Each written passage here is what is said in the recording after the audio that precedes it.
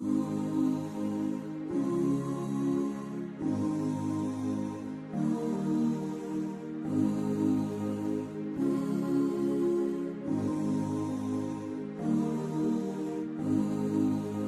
لله رب العالمين.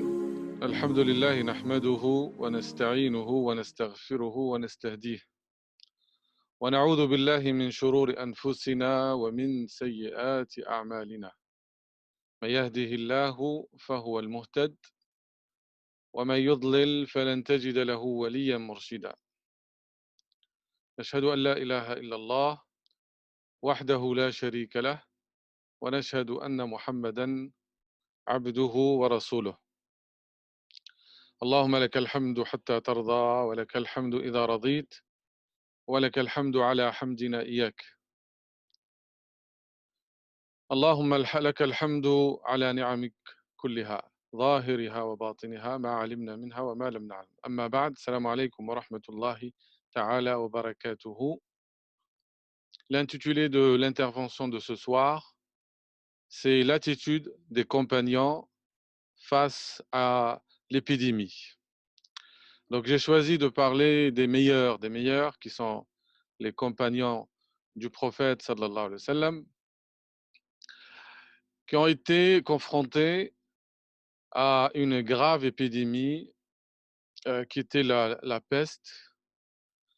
Et on va voir, Inch'Allah subhanahu wa ta'ala, quelle était leur attitude. Ça va nous permettre de dépasser la crise actuelle, de regarder un peu dans le rétro pour voir comment nos pieux prédécesseurs ont réagi par rapport à la peste que les historiens musulmans ont appelée la peste d'Amwas, Ta'oun Amwas, ou donc, la peste d'Emmaüs. Amwas, certains disent Amawas ou Imwas, c'est une petite ville en Palestine qui est entre Al-Quds et Ramla. Elle est loin d'une trentaine de kilomètres de la ville de Al-Quds. Et c'est de là que s'est répandue cette peste qui va être comme un déluge qui va inonder le Cham, donc la Syrie, l'Irak, et qui va faire beaucoup, beaucoup de morts. Ta'oun Amwas, il date de 18 de l'Hégire, donc 640 de l'ère chrétienne. C'était à l'époque de Omar ibn al-Khattab. C'est pendant le califat de Omar ibn al-Khattab. Il faut savoir que cette peste a fait entre 25 000 et 30 000 morts. Donc c'était vraiment une épidémie ravageuse et qui a ravagé beaucoup de morts, y compris des grands compagnons qui sont morts, parmi lesquels il y a Abu Ubayd ibn al-Jarrah, Mu'adh ibn Jabal, Shurahbil ibn Hassana, Yazid ibn Abi Sufyan, Al-Fadl ibn Al-Abbas et d'autres. Beaucoup de compagnons ont perdu la vie pendant cette peste-là. Et quand on dit entre 25 000 et 30 000, il faut savoir que l'armée que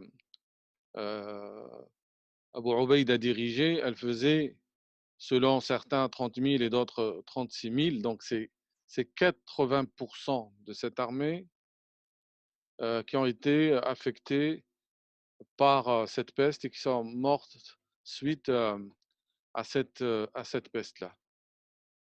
Il faut dire que cette peste qu'on appelle Ta'oun Amwas, Elle a été prédite par le prophète sallallahu alayhi wa sallam, parce que dans le hadith de Aouf ibn Malik, radiyallahu anhu, il dit, je suis venu voir le prophète sallallahu alayhi wa sallam après la bataille de Tabouk, et il m'a dit, compte 6 signes avant la fin des temps, ou avant l'heure. Ma mort, il a cité parmi les 6, sa mort, la conquête de Al-Quds, de Bayt al-Maqdis, et puis il a évoqué euh, une propagation d'une mort qui va toucher donc beaucoup de gens et qui ressemble à une maladie qui touche les, donc le bétail. Voilà. La conquête de Bayt al-Maqdis, elle s'est réalisée en 16 de l'Hégire. Et 2 ans après, donc, le Taoun de Hamouas s'est éclaté dans la ville de Hamouas en Palestine pour se propager après en Syrie et arriver jusqu'à l'Irak. Donc, ce Taoun de Hamouas, il fait partie des, euh, euh, des signes de fin de temps évoqués par le prophète sallallahu alayhi wa sallam. Donc, ce qu'on veut savoir, c'est dans de telles circonstances, comment ont réagi les prophètes, les compagnons du prophète sallallahu alayhi wa sallam. Ceux dont Allah a dit Ulaika alladhina hada Allah fabihudahum iqtadih. Voilà ceux qu'Allah a guidés, suis donc leur direction. Dans les moments de crise, il ne faut pas s'empêcher de revoir un peu l'histoire, quelle que soit l'histoire d'ailleurs. C'est le moment de revoir l'histoire des épidémies. C'est pour cela que j'ai choisi celle-là, donc Taoun de Amouas, la peste d'Emmaüs, très célèbre dans les sources historiques musulmanes, pour d'un côté s'inspirer de la vie des compagnons, radiallahu anhum, qu'Allah les agrée, et pour se rappeler la vie de ces gens-là qui représentent pour nous, véritablement, ils représentent des étoiles qui nous guident dans notre crise actuelle. Ils sont comme les étoiles. Avec les étoiles, donc, on a des repères, comme l'a dit Allah subhanahu wa ta'ala concernant les étoiles. Ainsi que des points de repère, et au moyen des étoiles, les gens se guident. Nous allons trouver notre repère dans cette vie qui est pleine d'incertitudes et de vicissitudes à travers nos étoiles spirituelles. Nos stars à nous, c'est les compagnons du prophète sallallahu alayhi wa sallam, ceux qui les a éduqués parfaitement. Et un jour, le prophète sallallahu alayhi wa sallam, il a été rapporté qu'il a dit concernant euh, certains de ses compagnons, hukama, c'est-à-dire des sages, ulama, des hommes de science, des savants, anbiya, kadu min fiqhihim an yakunu anbiya. Hukama, ils sont sages, ses compagnons. Ulama, c'est des hommes de science. Ils ont failli être, par leur compréhension et par leur donc, science, d'être des prophètes et des messagers. Abdullah ibn Mas'ud, il a dit qu'Allah subhanahu wa ta'ala a regardé les cœurs de ses serviteurs. Il a trouvé que le cœur de Muhammad sallallahu alayhi wa sallam était le meilleur des cœurs des êtres humains. Il l'a choisi pour lui, il l'a envoyé avec son message. Puis il a regardé les cœurs de ses serviteurs après le cœur de Muhammad sallallahu alayhi wa sallam.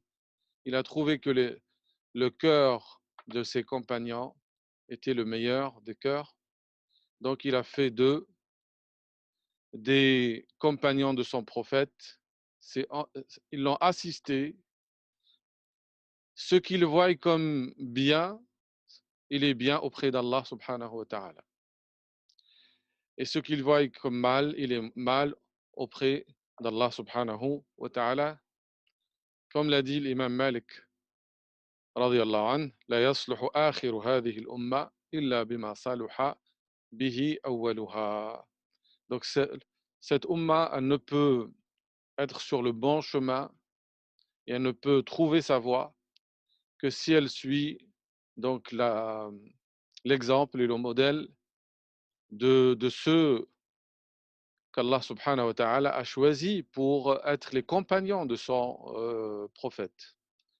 Abdullah ibn Omar, il dit, celui qui cherche une voie ou cherche un guide, il doit chercher un guide parmi ceux qui sont morts, c'est-à-dire les compagnons du prophète sallallahu alayhi wa sallam, qui étaient les meilleurs de cette umma par la pureté de leur cœur, par la profondeur de leur science, par la simplicité de leur vie. C'est ainsi qu'Allah subhanahu wa ta'ala les a choisis pour être les compagnons du prophète sallallahu alayhi wa sallam et pour transmettre le message de sa religion.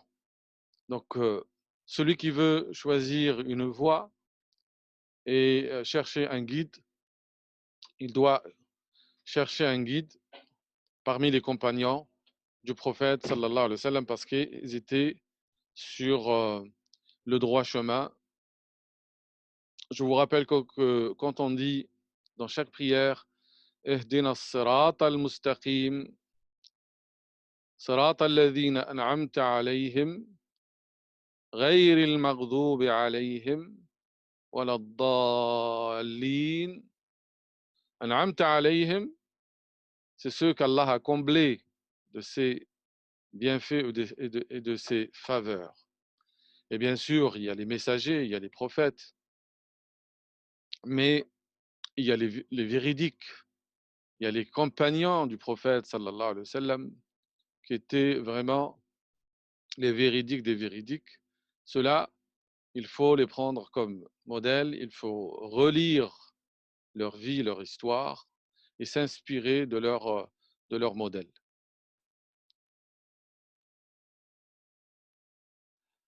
Ces compagnons du prophète sallallahu alayhi wa sallam, quand ils étaient face à cette épidémie qui était la peste, je rappelle que la peste, à la base, c'est une maladie animale qui touche les rongeurs, les rats, les souris et d'autres rongeurs, et qui se transmet à l'homme à travers les puces.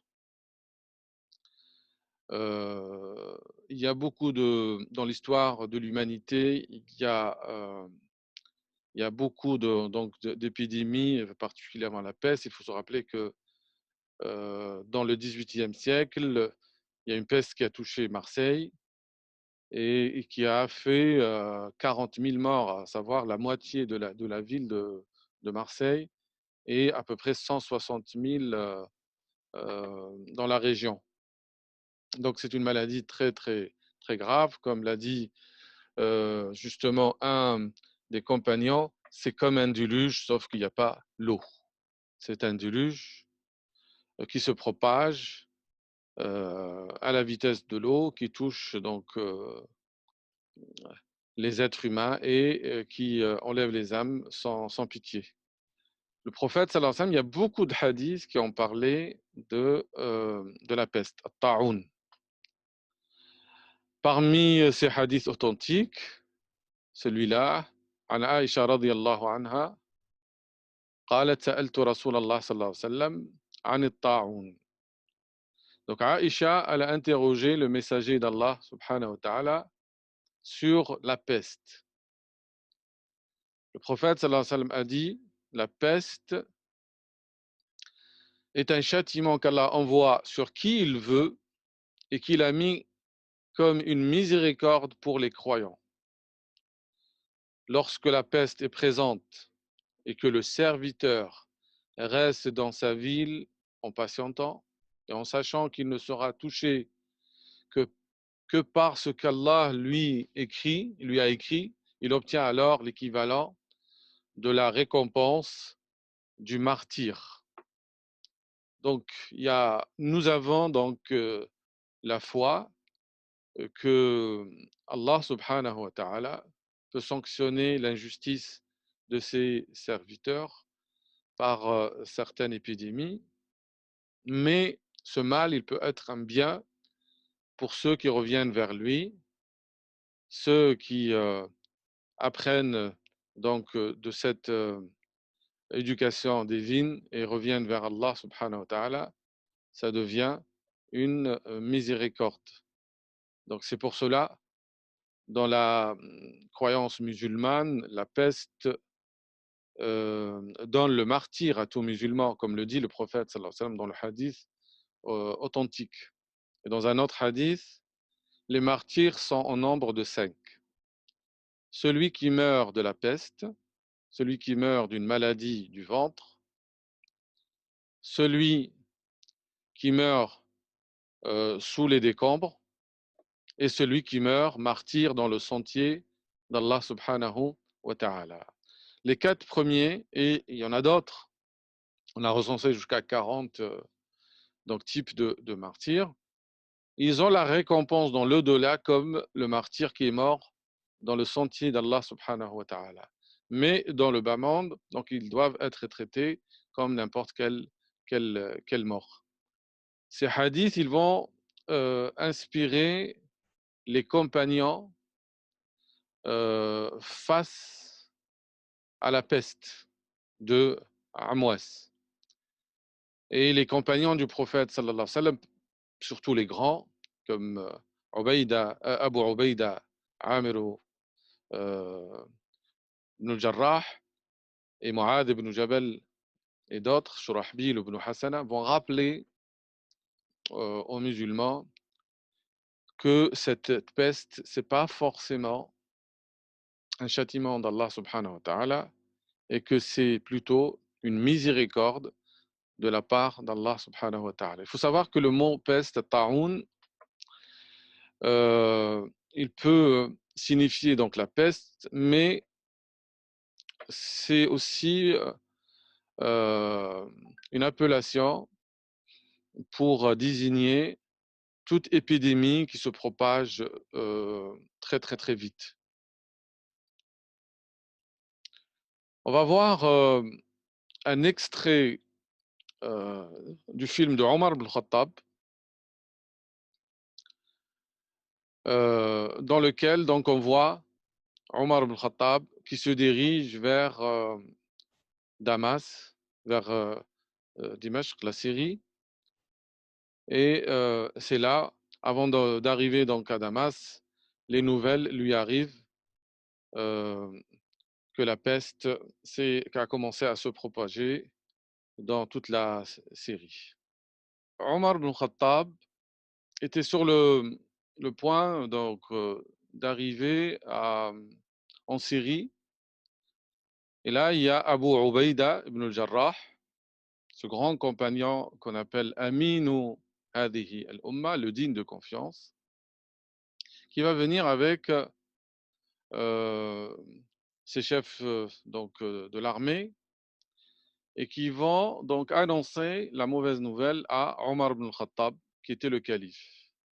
À ce moment-là, Omar ibn al-Khattab, et c'est Abdullah ibn Abbas, pour votre information, qui rapporte dans Sahih al-Bukhari cette histoire. Il dit qu'Omar ibn al-Khattab a demandé en premier l'avis des compagnons qu'on appelle al-Muhajirun, c'est-à-dire les premiers compagnons du prophète sallallahu alayhi wa sallam qui ont immigré donc de la Mecque vers Médine. Il leur a demandé leur avis et là, les avis étaient partagés. Il y a ceux qui lui conseillent de revenir en Médine et d'autres qui le poussent à entrer à Damas. Après, il a appelé les gens Ansar, les habitants, donc les compagnons qui appartiennent donc aux habitants de Médine. Pareil, il y avait donc une divergence sur la question. Troisièmement, il a appelé donc les compagnons qui sont entrés en islam après la conquête de la Mecque, et eux ils étaient donc unanimes pour dire qu'il faut rentrer à la Mecque, pardon, à Médine. Il ne faut pas aller donc à Damas. Omar ibn Khattab, il a donc admis ce point de vue-là et a décidé de revenir vers Médine. Là, Abu Ubaïda ibn al-Jarrah lui dit alors, est-ce que tu fuis le destin écrit par Dieu? Atafirru min qadarillah?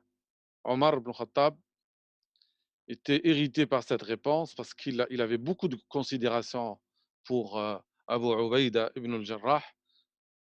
Il lui a dit, si c'était un autre que toi qui avait dit cela, je comprendrais, mais toi, Abu Ubaïda, donc ça ne peut pas venir, j'aurais pas souhaité que ça vienne de toi. Et là, il va lui donner donc son interprétation des choses, et c'est une grande leçon qui concerne le sixième pilier de la foi, à savoir l'imam bil-qadar, la foi dans la prédestination, dans le bien et dans le mal, parce que beaucoup de gens comprennent mal le sixième pilier de la foi, et ils pensent que la foi dans le destin, c'est le maktoub, ça veut dire c'est la résignation, c'est le fatalisme, et que le croyant doit accepter donc le destin sans rien faire. Oui, nous fuyons les destins écrits par Dieu, mais pour partir vers le destin écrit par Dieu. Regarde, et là, il va lui donner un exemple. Si tes chameaux se rendaient dans une vallée qui a deux collines et que tu les menais paître dans la colline fertile, c'est normal. Tu le ferais par le destin écrit par Dieu. Et si tu les menais paître dans la colline sèche, tu le ferais aussi par le destin écrit par Allah subhanahu wa ta'ala. Donc là, Omar ibn Khattab voulait faire comprendre que nous avons la foi en Allah subhanahu wa ta'ala, mais le messager d'Allah subhanahu wa ta'ala lui-même, celui qui a établi les règles à respecter dans les cas des épidémies, qu'est-ce qu'il a dit? Donc à ce moment-là, c'est Abdurrahman ibn Auf, un grand compagnon du prophète sallallahu alayhi wa sallam, qui va valider le propos de Omar ibn Khattab en disant que j'ai entendu le messager d'Allah sallallahu alayhi wa sallam, dire, si vous entendez qu'il était présent, c'est en parlant de la peste, dans une terre, ne vous y rendez pas. Et s'il est présent dans une terre où vous êtes, alors ne sortez pas pour le fuir. Quand Omar al-Khattab il a entendu ce hadith, là, il s'est dit donc, que la bonne résolution, c'est de revenir vers Médine. Ce qu'il a fait, et Abu Ubaïda, ce grand compagnon du prophète sallallahu alayhi wa sallam, qu'on appelle Aminu Hadihi al-Ummah. Donc, Abu Ubaïda, qu'est-ce qu'il va faire? Il va revenir pour donc consoler et pour encadrer la Ummah. Il faut savoir que ce n'est pas n'importe qui, Abu Ubaïda ibn al-Jarrah.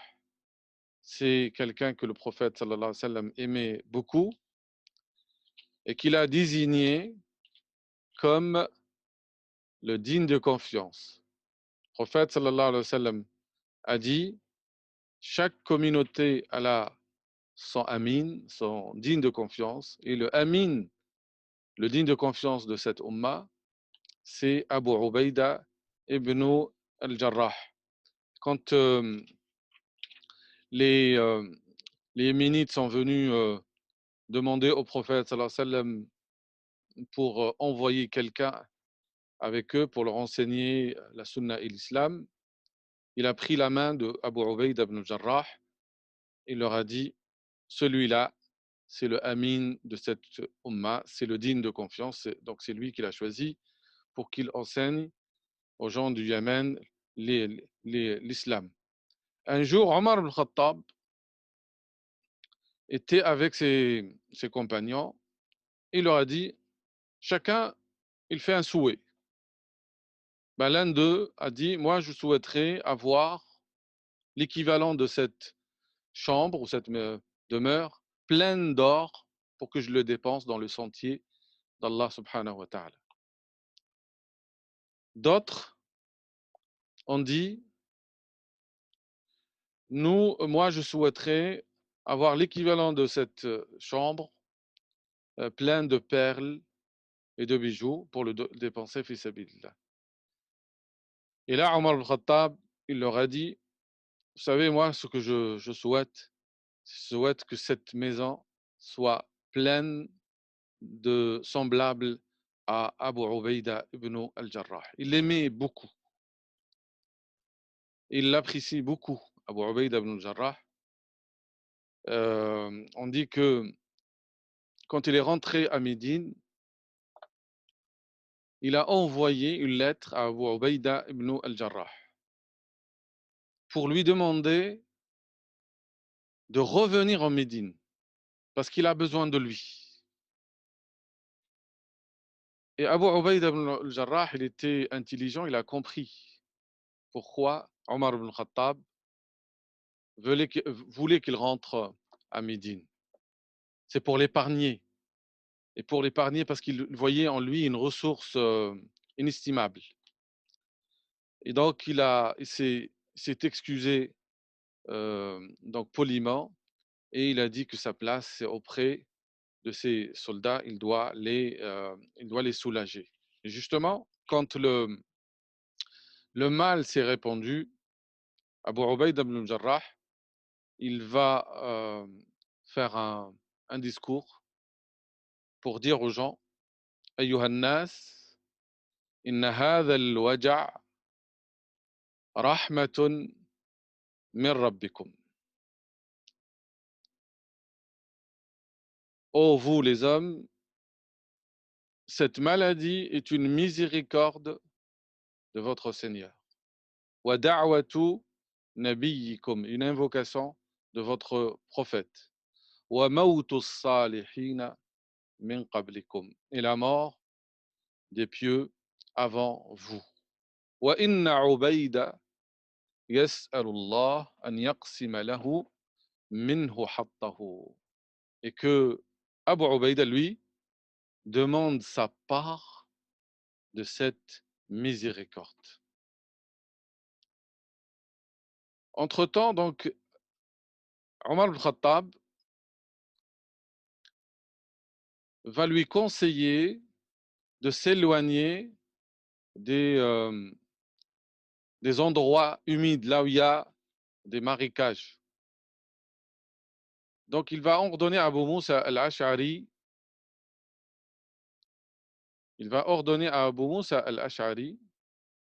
de diffuser la nouvelle parmi les gens.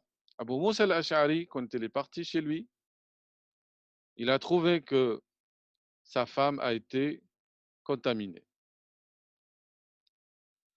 Donc, il a pris peur, il est revenu à Abu Ubaïda ibn al-Jarrah, et là, il va être stupéfait de voir que c'est Abu Ubaïda ibn al-Jarrah aussi qui a été atteint par la peste. À ce moment-là, Abu Ubaïda va rappeler aux gens que cette vie-là, elle est éphémère et que quelle que soit la vie qu'on peut vivre et les jouissances qu'on peut avoir, on va finir par la mort, quelle que soit la cause. Avant sa mort, donc, il va désigner Mu'adh ibn Jabal pour le remplacer. Il va lui demander de faire la prière, donc de diriger la prière et donc de le remplacer. Quand il est mort, donc Abu Ubaïda ibn Jarrah et après son enterrement, là, c'est Mu'adh ibn Jabal qui va prendre la relève. Et vous savez, Mu'adh ibn Jabal, c'est pas n'importe qui. Donc le prophète sallallahu alayhi wa sallam, il a dit de ma communauté, Mu'adh ibn Jabal est le plus connaissant du licite et de l'interdit. A'lamu as-sahabati bil halali wal haram. Mu'adh ibn Jabal, il est entré en islam à l'âge de 18 ans. Il vient de Médine. Il a assisté à Al-Aqaba al-Thaniya, parmi les 70 hommes qui ont donné allégeance au prophète sallallahu alayhi wa sallam à la Mecque.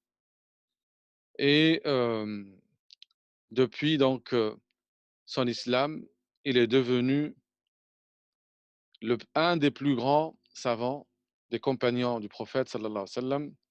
Pas seulement, c'est un des grands récitateurs du Coran. Le prophète sallallahu alayhi wa sallam a dit, apprenez le Coran auprès de 4 personnes.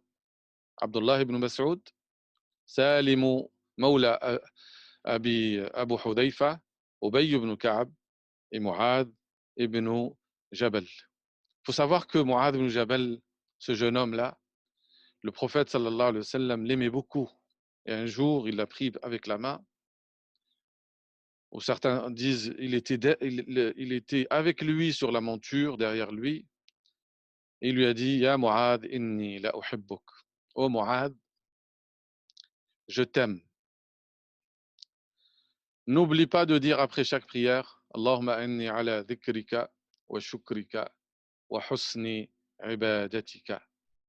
Et c'est lui qui l'a choisi comme juge pour le Yémen. Il l'a envoyé au Yémen et il l'a accompagné en sortant, alors que lui, il était sur sa monture, le prophète marchait à pied.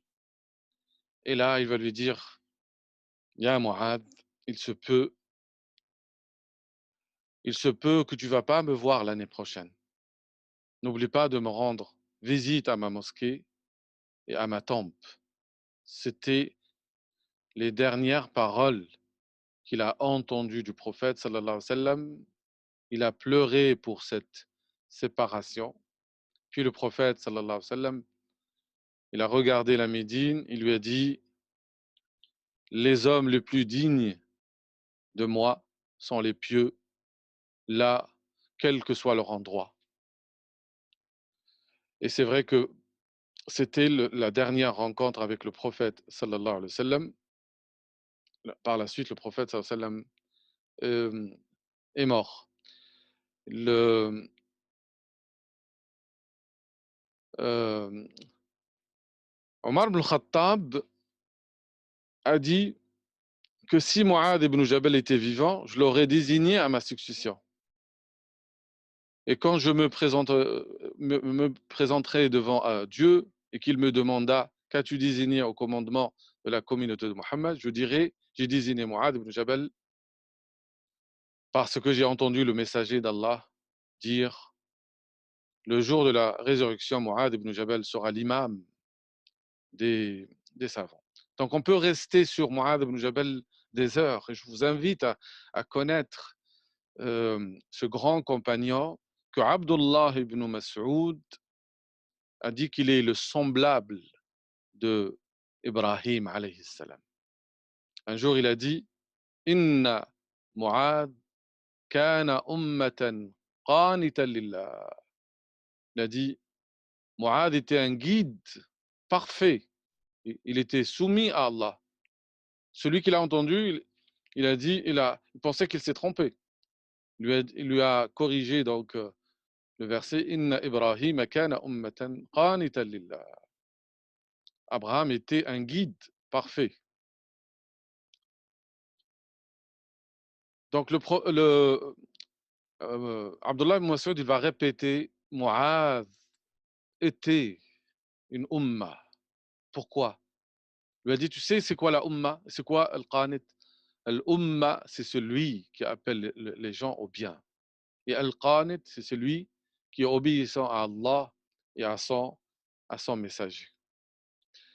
Donc Mu'adh ibn Jabal, il va prendre donc les rênes pour gérer la crise de cette peste-là, et il va rappeler aux gens la même chose, ce que a dit Sayyidina Abu Ubaïda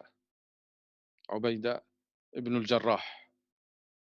Donc il va leur rappeler que ce mal, c'est une miséricorde de la part d'Allah, c'est l'invocation du messager et c'est la mort des pieux avant eux, et qu'il va demander à Allah qu'il lui donne sa part de cette maladie, de cette miséricorde. On dit que quand il est rentré chez lui, il a trouvé que ses deux fils ont été donc atteints par la peste, et quand son fils l'a vu, il lui a dit Al-haqqu min rabbik fala takunanna min al-mumtarin. La vérité vient de ton Seigneur, ne sois donc pas de ceux qui doutent.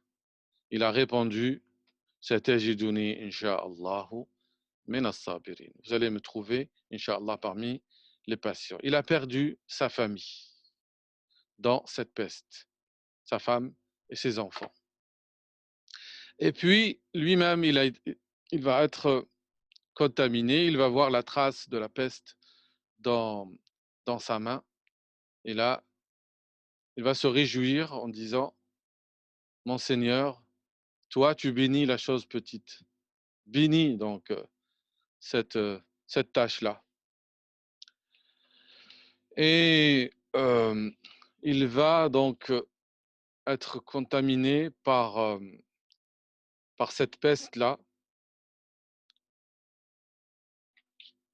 au point donc de, d'avoir des moments d'évanouissement et de réveil. Et à chaque fois donc il se réveille, il va dire à ses compagnons, est-ce que nous sommes le matin? Ils vont dire non. Il va répéter ça plusieurs fois. Et puis donc à un moment donné, il va dire, nous sommes le matin. Là, il va dire, A'udhu billahi min laylatin sabahuha an-nar.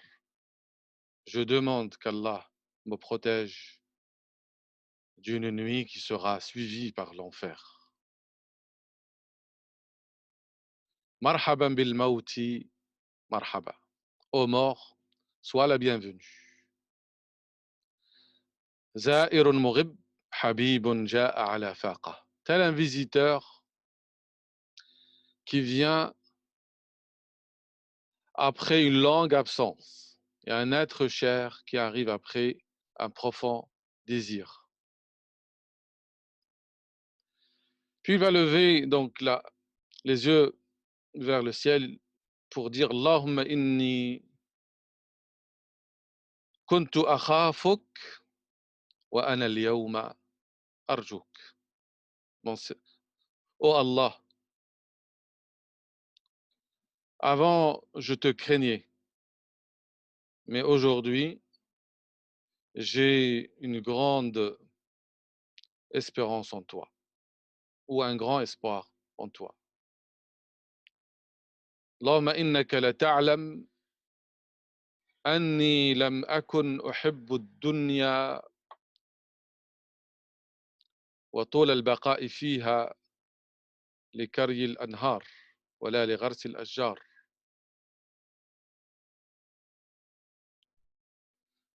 ولكن لظمأ الهواجر ومكابدة الساعات ومزاحمة العلماء بالركب عند حلق الذكر. Oh mon Seigneur, tu sais parfaitement que je n'ai jamais aimé l'ici-bas ou désirer la longévité pour y planter des arbres ou y faire couler des fleuves, mais plutôt pour accomplir le jeûne pendant les journées les plus torrides, passer les nuits à faire des prières et me presser autour des savants qui tiennent les cercles du dhikr. recueille mon âme comme tu recueilles l'âme des croyants. Donc il y a une erreur. Puis, Mu'adh ibn Jabal va sentir l'agonie de la mort et va dire ces dernières paroles: اخنقني خنقك وعزتك إنك تعلم أن قلبي يحبك. Étouffe-moi, mon Seigneur, par ta gloire, tu sais que mon cœur t'aime.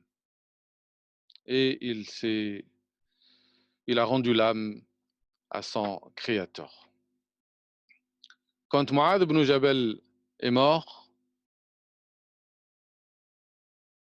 c'est Amr ibn al-As qui va prendre la relève. Et Amr ibn al-As, c'est un génie, un stratège. Il va leur dire que cette maladie-là, cette maladie, elle s'enflamme comme le feu. Donc il faut prendre les montagnes. Il faut garder donc des distances et s'éloigner dans les montagnes. C'était cette stratégie, c'est de faire séparer les gens, créer cette distance, regrouper les malades d'un côté et puis les sujets sains de l'autre côté, et puis les séparer dans les montagnes. Après 3 jours, la peste s'est terminée. Mais elle a quand même fait un ravage. Donc, comme je l'avais souligné, c'est entre 25 000 et 30 000 morts qui sont morts. Omar al-Khattab, il était obligé par la suite de venir, une fois que la peste est finie, de revenir à la Syrie pour régler un grand problème lié à l'héritage, parce qu'il y a eu beaucoup de morts et donc du coup, des questions juridiques se posaient. C'était un des connaisseurs donc, des règles de l'héritage, et c'est lui-même qui a réglé cette question-là. Voilà, donc on peut parler beaucoup de cette peste-là, mais c'était pour dire, voilà, comment les compagnons du prophète, sallallahu alayhi wa sallam, ont confronté avec sérénité cette épidémie, comment ils ont vu le bon côté et comment ils se sont armés de patience. Au contraire, ils étaient dans l'agrément de Dieu. Ils ont dépassé le stade de la patience pour être même dans shukr, dans la reconnaissance des bienfaits d'Allah subhanahu wa ta'ala. Ils sont revenus vers Allah comme ils étaient dans tous les temps. On dit que Mu'adh ibn Jabal, il faisait donc sa prière la nuit et il implorait Allah subhanahu wa ta'ala par ces prières-là pour dire que combien même il prie la nuit, mais il sent qu'il est faible dans son cheminement spirituel. Allahumma qad namat al-uyun, disait Mu'adh ibn Jabal alors qu'il accomplissait la prière de nuit. Allahumma qad namat al-uyun. Oh Allah, les yeux se sont fermés. Wa gharat an-nujum, et les étoiles sont disparues. Wa anta hayyun qayyum, et tu es le vivant, le subsistant. Allahumma talabi lil jannati bati, ma recherche du paradis, elle est lente. Wa harabi minan nari dha'if, et ma fuite de l'enfer est faible. Allahumma ij'al li 'indaka hudan tarudduhu ilayya yawm al-qiyamah. Innaka la tukhlifu al-mi'ad. Guide-moi de ta part et récompense-moi pour cette guidance le jour du jugement. Donc c'était Mu'adh ibn Jabal et c'était Abu Ubaïda ibn al-Jarrah et d'autres qui ont marqué notre histoire par leur générosité, la générosité de l'âme. Il faut savoir que Mu'adh ibn Jabal, c'était quelqu'un qui ne refusait aucune demande au point où il a fait faillite. Un jour, Omar ibn Khattab, il a envoyé donc un, un garçon avec 400 dinars pour les donner à Abu Ubaïda ibn al-Jarrah. Il lui a demandé de rester voir qu'est-ce qu'il a fait avec les 400 dinars. Et là, Abu Ubaïda ibn al-Jarrah, il va prendre 5 pour les envoyer à quelqu'un, 7, jusqu'à qu'il ne reste rien du tout. Après, il a fait la même chose avec Mu'adh ibn Jabal. Et Mu'adh ibn Jabal, il a fait la même chose, jusqu'au point où sa femme lui a dit, nous sommes des pauvres. Est-ce que tu nous as laissé quelque chose? Il a regardé, il y avait resté 2 dinars des 400. Quand Omar ibn Khattab a vu ça, il a dit, ce sont des frères qui ressemblent les uns aux autres. Voilà, c'était pour ouvrir la voie dans ce confinement à cette ouverture-là sur l'histoire des compagnons. Il ne faut pas oublier que c'est une bonne occasion de lire l'histoire du prophète, sallallahu alayhi wa sallam, l'histoire de ses compagnons, à nous-mêmes, à nos enfants, et non pas perdre le temps dans les futilités comme l'étaient donc ses compagnons. Ils sont pour nous, comme je l'ai dit au départ, des étoiles qui éclairent notre voie vers la bonne guidance, Inch'Allah. Voilà. J'arrive donc à la fin de cette intervention. Donc, vous pouvez poser vos questions. Donc, il suffit pour ceux qui veulent poser des questions à appuyer sur la barre espace là et parler ou écrire directement donc vos questions sur la conversation. Voilà, barakallahu fikum, jazakumullah pour la bonne écoute. J'espère que la voix était audible et que le message est passé.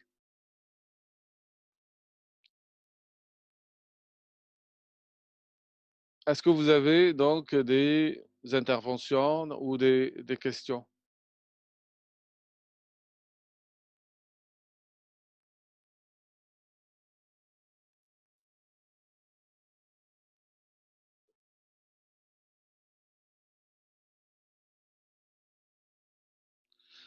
Pourquoi Mu'adh ibn Jabal demandait si on était le matin et pourquoi s'éloigner des endroits humides à ce moment précis? Je n'entendais pas.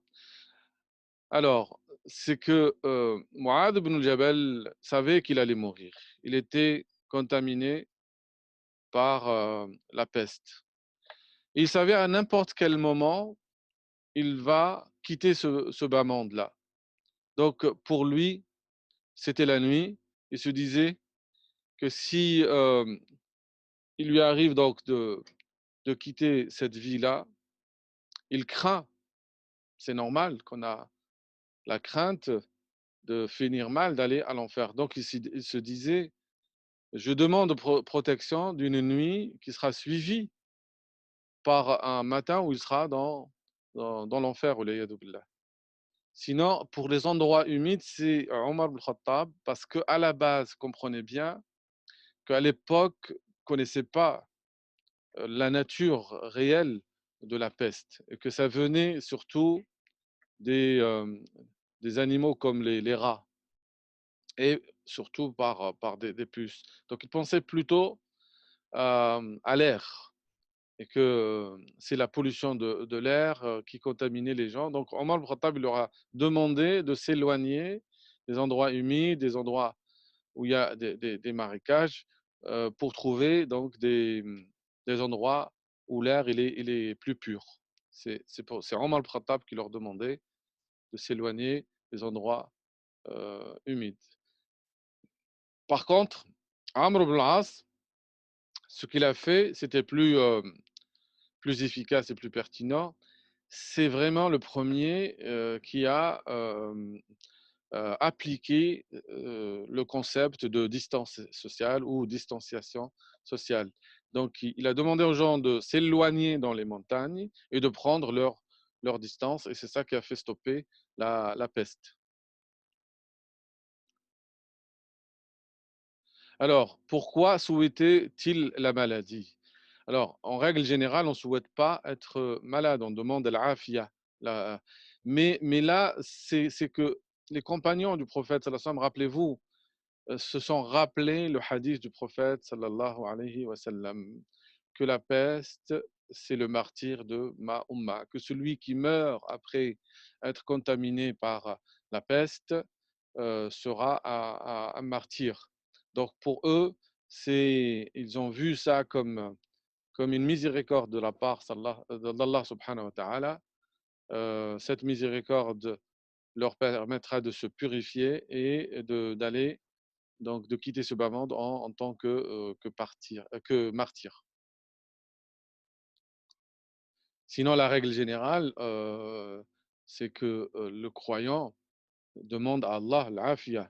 Et dans beaucoup de du'a, le prophète nous demande demandez à Allah al-afu wa al-afia. Mais quand quelqu'un il est atteint d'une maladie, il faut séparer les deux choses.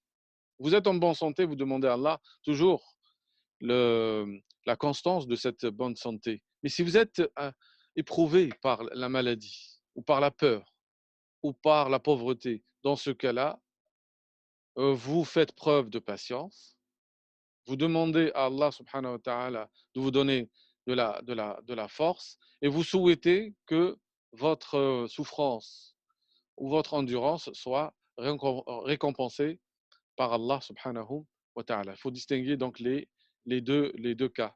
Quand on est dans l'épreuve, ce n'est pas comme avant l'épreuve. On demande toujours à être épargné par les épreuves. On ne sait pas comment on va réagir.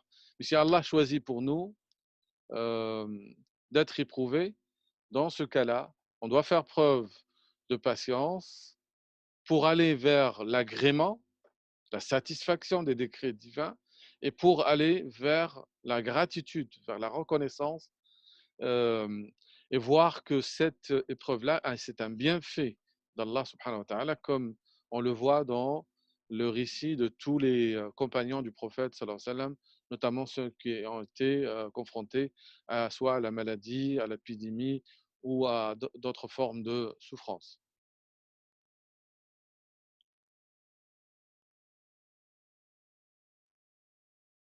Oui, il ne faut pas se sentir seul dans ce confinement.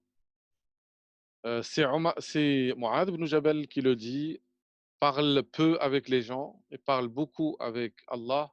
Ainsi, peut-être, tu arriveras à le voir avec ton cœur.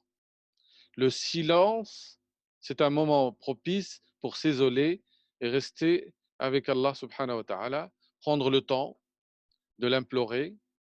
Et ça doit être notre réflexe. Euh, Ce confinement, il peut être un bienfait, un grand bienfait. Revoir sa vie, revoir sa relation avec Allah subhanahu wa ta'ala, se prosterner et rester longuement dans la prosternation, demander à Allah de nous accorder le repentir, faire aumône, faire preuve de générosité, comme l'étaient ses compagnons, toute forme d'aumône. Le prophète sallallahu alayhi wa sallam dans le hadith, il dit Masani'ul ma'rouf taqi masani' as-su'. Donc les œuvres ou les, euh, les, euh, les bonnes œuvres, elles protègent des malheurs. Donc pensez à l'aumône, sadaqa. As-sadaqatu tutfi'u ghadab ar-rabb. L'aumône, elle éteint le, le feu la colère de Dieu, du Seigneur. Faire silat ar-rahim aussi. Donc consolider les liens familiaux.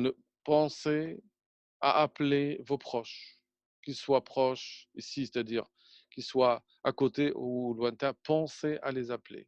Pensez à faire donc ce, cette grande adoration oubliée qui est Silat ar-Rahim, consolider les liens familiaux, ne serait-ce que par un appel, demander les nouvelles euh, de ses proches, demander les nouvelles aussi des personnes qui sont seules, voilà, soulager donc les âmes qui souffrent, ça peut être une meilleure chose pour demander qu'Allah subhanahu wa ta'ala dissipe ce mal-là. C'est ainsi qu'il faut agir, comme l'a dit l'Abbas, l'oncle du prophète sallallahu alayhi wa sallam, Ma nazala bala'un illa bidhanb wa ma rufi'a illa bitawbah. Aucun malheur n'est descendu qu'à cause d'un péché. Et aucun malheur n'a été levé que par un repentir. Et quand on dit le repentir, c'est un repentir sincère et c'est un repentir général. Il ne faut pas se focaliser seulement sur certains péchés, mais tous les péchés. Dans nos relations, il y a beaucoup de pollution. Il y a une certaine tiédeur dans les relations, dans le couple, dans les familles, entre donc la grande famille. Et il est nécessaire aussi de revoir tous, on doit revoir nos attitudes, nos comportements et nos habitudes et laisser de côté ces adversités, euh, ces conflits apparents ou cachés pour rien du tout, ces futilités. وإن الساعة لآتية فاصفح الصفح الجميل. Rien, enfin, ça sert à rien de d'alimenter tous ces conflits-là, parce que tous, on va quitter ce bas monde et on va laisser derrière nous toute cette saleté-là. Ah bah, la tâche, question, quelle était cette tâche? Donc, c'est la peste qui est apparue en premier sur sa main. Et quand il a vu, il n'a pas pris panique. Si vous apprenez demain qu'un proche a été atteint par le coronavirus, ne prenez pas peur. Premièrement, donc, c'est Bismillah subhanahu wa ta'ala, c'est guérissable.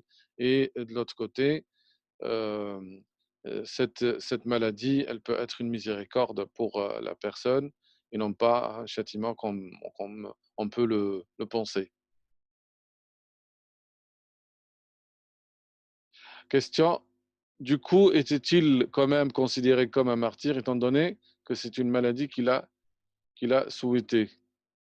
Oui, oui, c'est un martyr parce que le hadith, rappelez-vous le hadith, il est clair, le hadith du prophète sallallahu alayhi wa sallam, je l'avais donc bien mis devant vos yeux. Premièrement, donc le prophète sallallahu alayhi wa sallam, il dit ليس من أحد يقع الطاعون فيمكث في بلده صابرا محتسبا يعلم أنه لا يصيب إلا ما كتب الله له إلا كان له مثل أجر شهيد. Lorsque la peste est présente et que le serviteur reste dans sa ville ou dans sa région ou dans son territoire en patientant et en sachant qu'il ne sera touché que par ce qu'Allah lui a écrit, il obtient alors l'équivalent de la récompense du martyr. Toute personne qui a donc été présent au moment de l'épidémie, qu'il soit touché ou pas. Ibn Hajar al-Asqalani, il dit même ceux qui ont servi, qui n'ont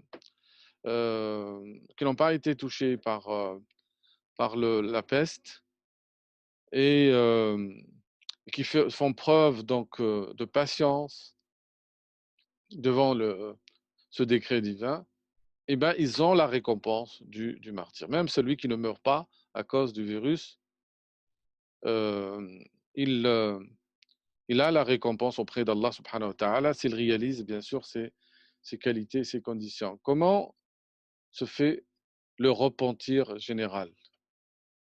Ben, Allah ta'ala il dit Ya ayyuhalladhina amanu tubu ila Allahi tawbatan nasuha.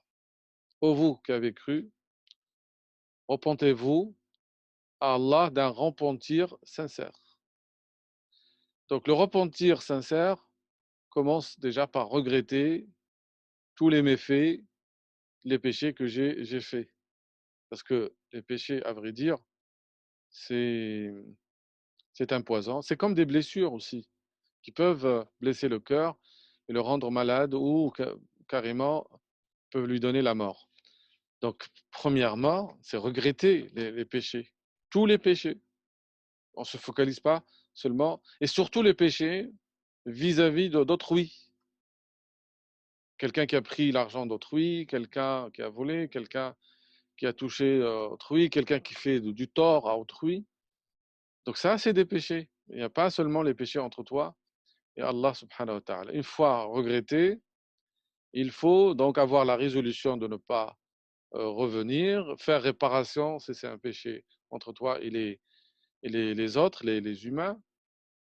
Et puis, bien sûr, une fois qu'il y a le regret, la résolution de ne pas, hein, c'est cesser le péché, bien sûr, de ne pas, et décider à ne pas revenir. Et puis, quatrième point, il faut multiplier les bonnes actions. Allah Ta'ala dit Illa man taba wa amana wa amila amalan saliha fa ulaika yubaddilu Allahu sayyi'atihim hasanat.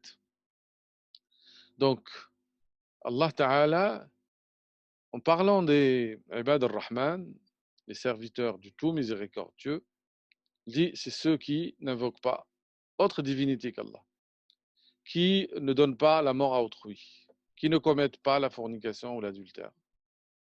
Et pourtant, il leur a ouvert la porte, sauf celui qui se repente, celui qui croit et qui fait des bonnes œuvres.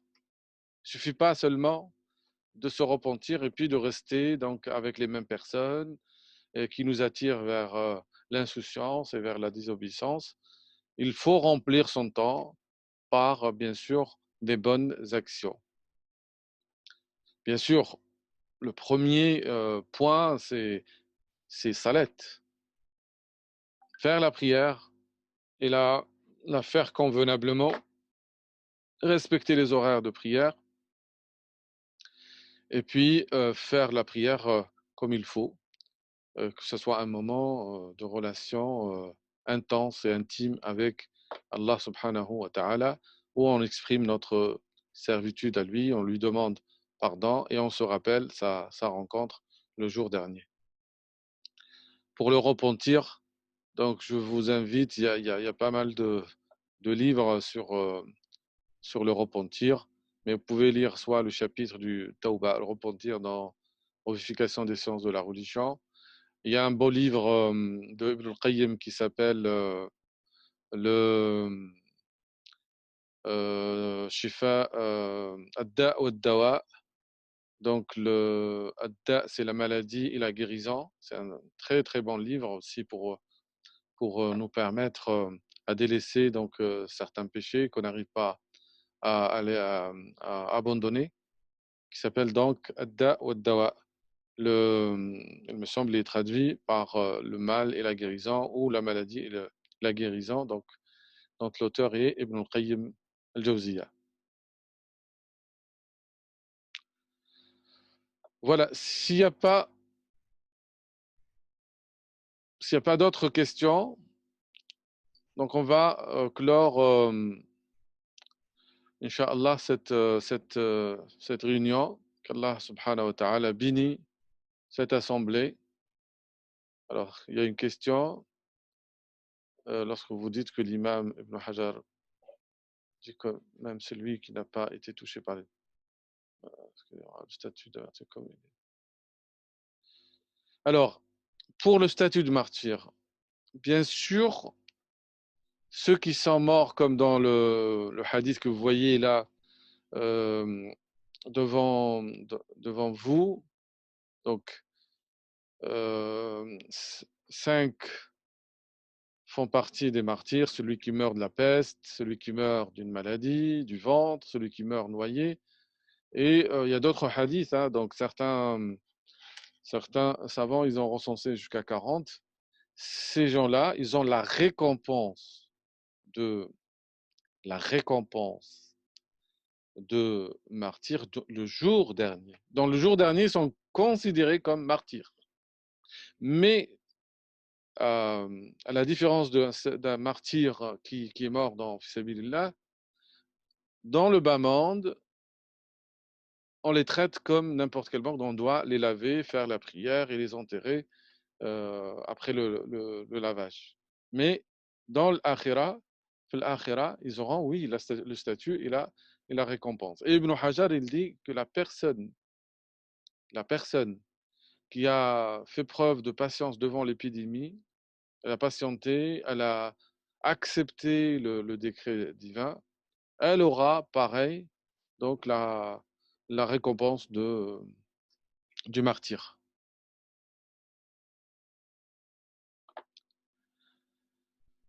Donc je pense qu'on a fait un peu le tour de cette question-là. Donc ça, c'était, si vous voulez, une invitation à s'intéresser à l'histoire surtout, à notre histoire, à l'histoire en général. Rien ne vous interdit donc de faire des recherches sur les épidémies dans l'histoire, et notamment cette épidémie de Amouas, donc la peste de Amouas, mais aussi notamment, je vous invite donc à apprendre plus sur l'histoire des compagnons. Il y a un livre qui est bien, qui s'appelle Safwat Safwa de Ibn al-Jawzi. Il est traduit, c'est les récits des compagnons, ou même s'il n'est pas traduit entièrement, il y a donc les récits des compagnons. Vous trouvez donc l'histoire de la plupart de ces compagnons. Je vous invite vraiment dans cette période de confinement de s'ouvrir à l'histoire de ces pieux, et ça va vous permettre de voyager loin, loin, loin, et d'ouvrir des horizons et d'être en bonne compagnie. Je finis avec ce verset. وَمَن يُطِعِ اللَّهَ وَالرَّسُولَ فَأُولَٰئِكَ مَعَ الَّذِينَ أَنْعَمَ اللَّهُ عَلَيْهِمْ مِنَ النَّبِيِّينَ وَالصِّدِّيقِينَ وَالشُّهَدَاءِ وَالصَّالِحِينَ وَحَسُنَ أُولَٰئِكَ رَفِيقًا.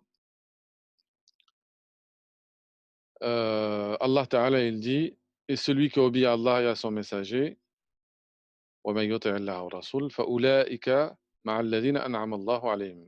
Ils seront avec ceux qu'Allah a comblés de ses faveurs, parmi les prophètes, les véridiques, les martyrs et les vertueux. Alors, le livre d'Ibn al-Qayyim s'appelle en arabe Ad-Da'u wa-Dawa, ou le mal et la guérison, ou la maladie et la guérison. Donc, c'est Ibn al-Qayyim al-Jawziyya. Donc, rappelez-vous de l'auteur, c'est un grand auteur, Ibn al-Qayyim al-Jawziyya. Donc, c'est un auteur que je vous conseille, tous les livres, hein, quel que soit le livre, c'est bénéfique, c'est très, très bénéfique ce type de lecture. C'est spirituel, c'est en même temps de la science bénéfique qui nourrit donc la raison, qui nourrit le cœur. Alors malheureusement, je ne sais pas si j'ai pu voir toutes les questions. Vous avez donc la possibilité de les envoyer par WhatsApp. Sinon, donc, je vous dis barakallahu fikum, jazakumullah khaira. J'en termine par un dua, bidnillah subhanahu wa ta'ala. Non, c'est pas la médecine des cœurs. C'est voilà, c'est le livre, il est traduit par péché et guérison. Adda wa dawa. C'est le titre exact, ouais, de la traduction française. اللهم ارحمنا فإنك بنا راحم ولا تعذبنا فإنك على ذلك قادر. اللهم إن رحمتك وسعت كل شيء ونحن شيء فلتسعنا رحمتك. اللهم الطف بنا فيما جرت به المقادير إنك على كل شيء قدير. اللهم علمنا ما ينفعنا وانفعنا بما علمتنا وزدنا علما يا أرحم الراحمين. اللهم احفظنا بحفظك واكلأنا برعايتك وارزقنا العفو والعافية في الدنيا والآخرة. اللهم إنا نسألك العفو والعافية في الدنيا والآخرة. اللهم إنا نسألك العفو والعافية في ديننا ودنيانا وأهلينا ومالنا. اللهم استر عوراتنا وآمن روعاتنا، واحفظنا من بين أيدينا ومن خلفنا وعن أيماننا وعن شمائلنا ومن فوقنا، ونعوذ بعظمتك أن نغتال من تحتنا. اللهم ارحم موتانا، اللهم ارحم كل من مات بهذا الداء يا رب العالمين. اللهم اجعله تقبله من الشهداء يا رب العالمين. اللهم يا رب اشف مرضانا، اشف كل مريض، خفف عن المرضى يا رب العالمين. اللهم أزح عنا هذا البلاء يا أرحم الراحمين. تب علينا إنك أنت التواب الرحيم. اللهم اغفر ذنوبنا واستر عيوبنا وتقبل يا رب دعاءنا. اللهم إنا نسألك علما نافعا ورزقا طيبا وعملا متقبلا، ونعوذ بك من علم لا ينفع من قلب لا يخشع. اللهم اغفر لنا ولوالدينا وللمؤمنين والمؤمنات والمسلمين والمسلمات، وآخر دعوانا أن الحمد لله رب العالمين، وصلى الله وسلم على سيدنا محمد وعلى آله وصحبه ومن تبعه بإحسان إلى يوم الدين. السلام عليكم ورحمة الله تعالى وبركاته.